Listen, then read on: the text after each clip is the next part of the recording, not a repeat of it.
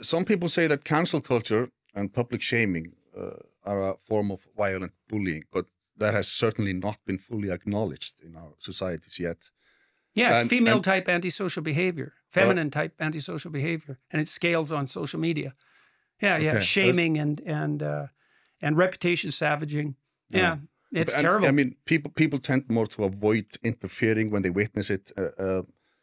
They don't acknowledge it as a violent behavior. But I was going to ask you if you could describe from a psychological perspective what you think cancel culture actually is and where it stems from. Well, there's a malevolence aspect to it, which is just the delight that people can take in being destructive. And that's part of the whole constellation of, let's say, antisocial behavior. But there's a more subtle element to it, which is reputation inflation. So the most valuable thing you possess by any stretch of the imagination is your reputation. Mm. And your reputation basically, I wouldn't call it a status marker exactly. It's a productive generosity and competence marker. And so if you have good reputation, then people can trust you, and they can trust you to engage in reciprocal productive interactions with them. They can trust you to take their interests into account as well as your own, and to play stable, voluntary, desirable, medium to long-term games. And so nothing is more valuable than your reputation.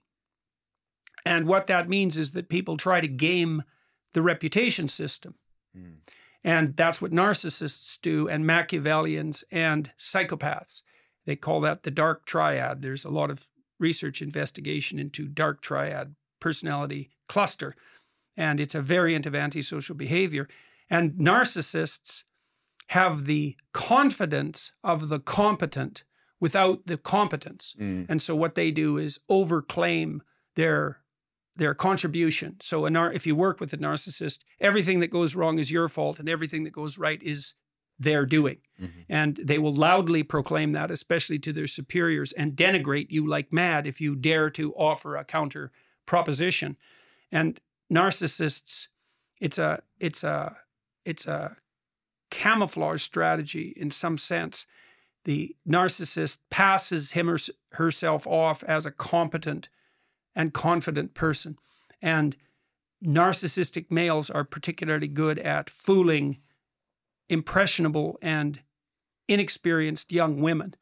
And that's the same with psychopaths and the Machiavellian types. But it's a form of mimicry of competence. And one way of elevating your reputation is to claim unearned moral virtue.